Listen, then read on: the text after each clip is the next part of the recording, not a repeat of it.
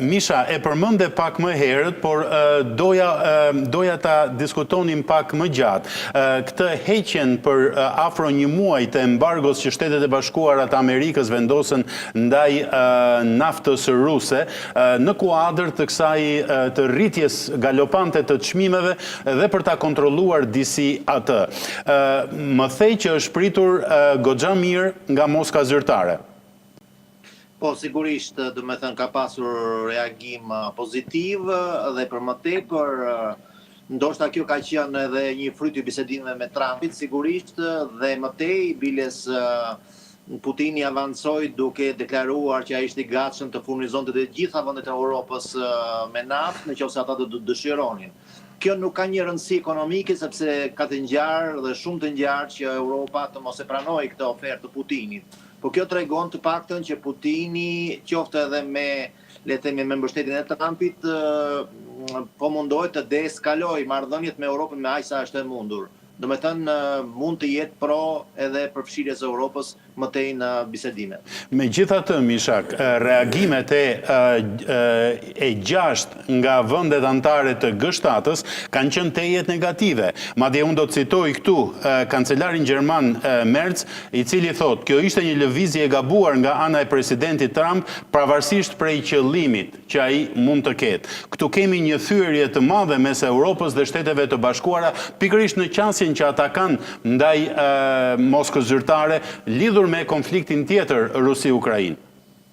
Po, sigurisht, por në Moskë ka një qëndrim diametralisht të kundërt dhe thonë që Merci është një fyerje e madhe që ndodhet në pushtet në Republikën Federale Gjermane. Prandaj, këtu do me thënë varet se sa është nevoja e Europës dhe se si do të përshkallëzohet kriza energjetike në gjatë kësaj lufte. Ka të ngjarë që lufta nuk do të zgjasë shumë, intensiviteti i saj që është, do me thënë, shumë i madh tashti, vështirë që mund të vazhdojë i tillë, qoftë edhe për 2 javë të ardhshme, mendoj që ky mund të jetë ai labirinti i kohës ku Shtetet e Bashkuara të Amerikës mund të vendosin që i kanë goditur të gjitha objektet e mundshme atje.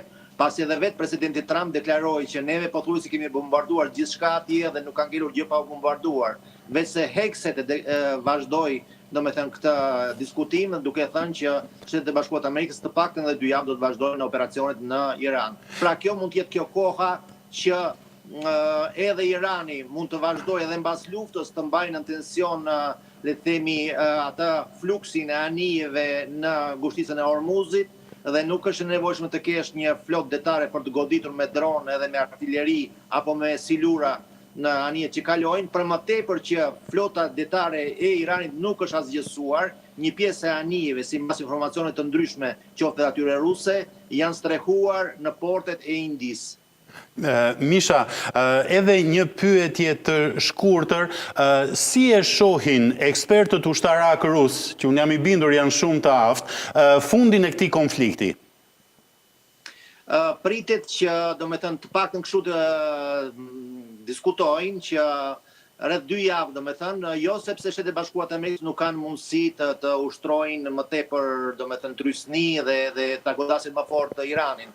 Thjesht intensiteti i tillë që tashti po të ndërmarrin në Shtetet e Bashkuara të Amerikës nuk i korrespondon rezervave të municioneve dhe të raketave që Shtetet e Bashkuara të Amerikës për momentin janë gati për të harxhuar në Iran pa konsumuar rezervat nacionale që mund të harxhimi dhe reduktimi i tyre mund të përbënte një rrezik për mbrojtjen kombëtare amerikane. Prandaj kjo mund të jetë një nga arsyet që lufta mund të ndalojë pa përmbysjen e regjimit të ajatollahëve.